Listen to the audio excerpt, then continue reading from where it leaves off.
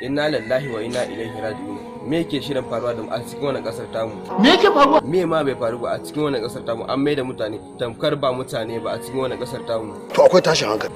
'Yan siyasa da masu kuɗi sun maida Najeriya tamkar abin wasan su.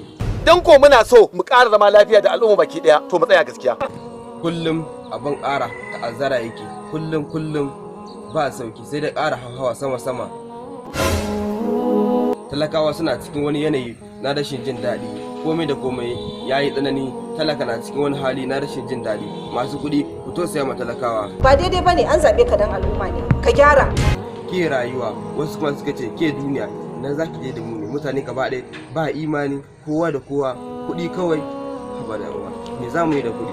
Kuɗi ba inda za su kai mu. Ni ma abin da na gani ke. Kullum abu ƙara tsada yake, talaka abin da ma zai ci, abincin talaka zai ci. Ya yake mashi yanzu, alhalin talaka shine manomi, shine ke nemo abinci ya kawo. Kai mai kuɗi kana gida sai dai ka fita kasuwa ka je ka siyo. Talaka shine ke shan wahala, talaka shine noma, talaka shine kwadago, komai na rayuwa na ka sani wahala talaka ke yi. Amma kuma shine abin wulakantarwa a gun masu kuɗi. Inna lillahi wa inna ilaihi raji'un. Wannan rayuwa ina za ta kai mu ne? Me amfanin cutar da talakawa? Abin da ban yauda ta kawai. Mu dai ba abin da zamu ci a cikin wannan sai dai mu roki Allah ya kawo muna sauki. Allah muna roƙonka, Allah ba dan mu ba, Allah dan kai kanka, Allah dan girman zatinka, Allah dan girman manzanka, Allah ka agaza mana cikin wannan rayuwa, ka tosaya mana, kawo muna sauki. Duk wanda yake shirin ya halakar da mu, ya Allah mu roke ka shige muna gaba ko muna maganin sa.